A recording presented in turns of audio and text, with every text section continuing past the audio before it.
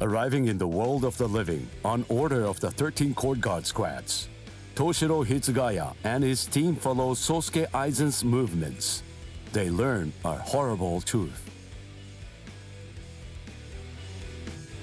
Aizen's true objective is to create the royal key, the Oken, the royal key.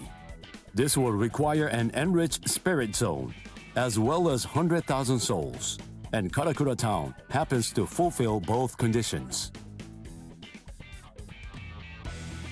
In order to stop Aizen's ambitions, our heroes resolve to train themselves even further. As if mocking their efforts, the Arrancar launch an attack on the world of the living once again, resulting in the loss of comrade. The slumbering Ichigo Kurosaki was unaware of this truth.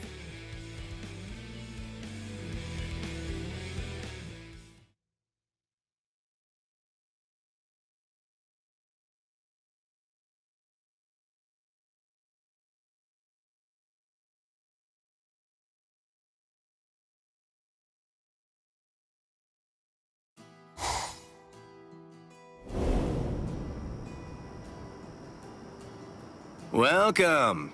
I've been expecting you to show up, Mr. Kurosaki.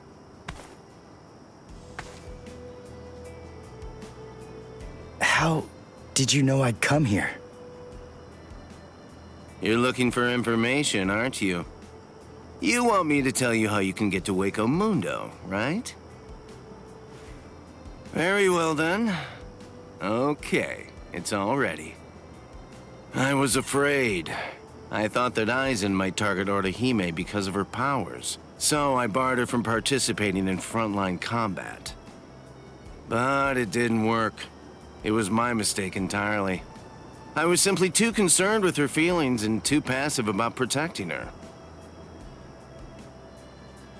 And so, that's why I'm prepared to help, in any way I can.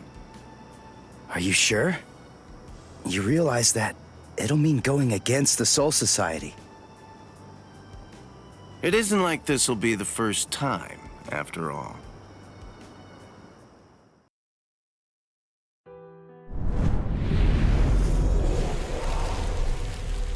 Having carried out their ambush on Karakura Town, the Arrancars ceased their onslaught and retreated. By the time that I came to the next morning, all of my wounds had already been healed. I felt traces of someone's spiritual pressure on me. I immediately knew there was only one person who could have done this. Orihime. Called over to Orihime's room by Toshiro, I received a message from the Soul Society. But the only problem was, once I heard it, I wasn't too keen on what they had to say.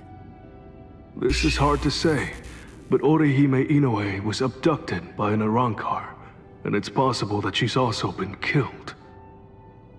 What? Orihime's not dead! There's no way! Listen, you don't know what you're talking about! My wrist was injured in yesterday's battle, but it was completely healed when I woke up. There were traces of her spiritual pressure on me, and you're telling me that she might be dead? Yes, it's most regrettable indeed. Of course, if what you are saying is true, then perhaps it is possible that Orihime is still being kept alive somewhere. But then, that would also imply that there was some kind of a betrayal. Had she truly been abducted, it stands to reason that she would not have been allowed to visit you.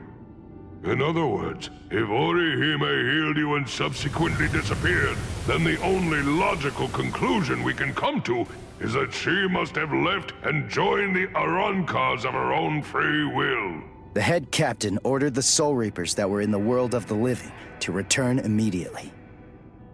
Clear as it was that the Arrancars were already preparing for a large-scale attack, he needed them at the Soul Society to prepare their strategy and bolster their defenses.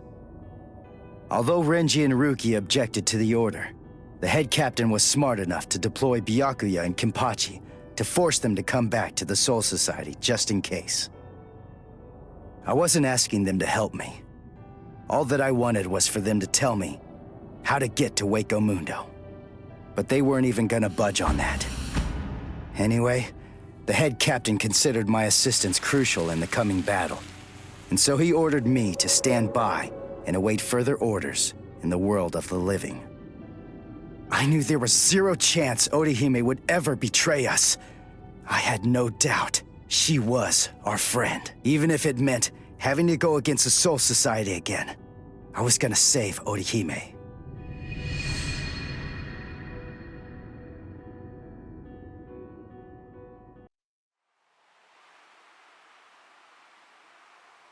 You look completely hopeless. Uryu, what are you doing here? What else? We're going to Waco Mundo with you, aren't we? Chad! Mr. Urahara told me everything. We're going with you. No, I really appreciate it, but... sorry. Neither one of you is strong enough. Ichigo. So then, was that not strong enough? Ichigo? Chad? Just believe in us. Don't try to do it all yourself. We want to help you.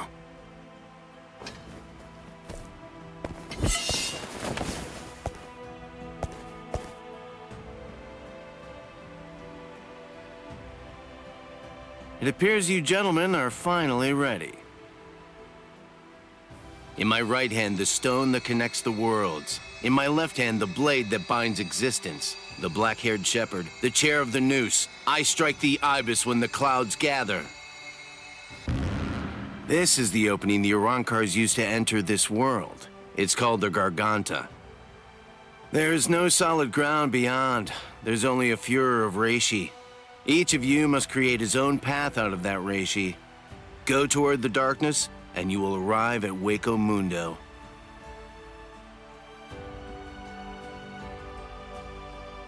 All right. Let's go.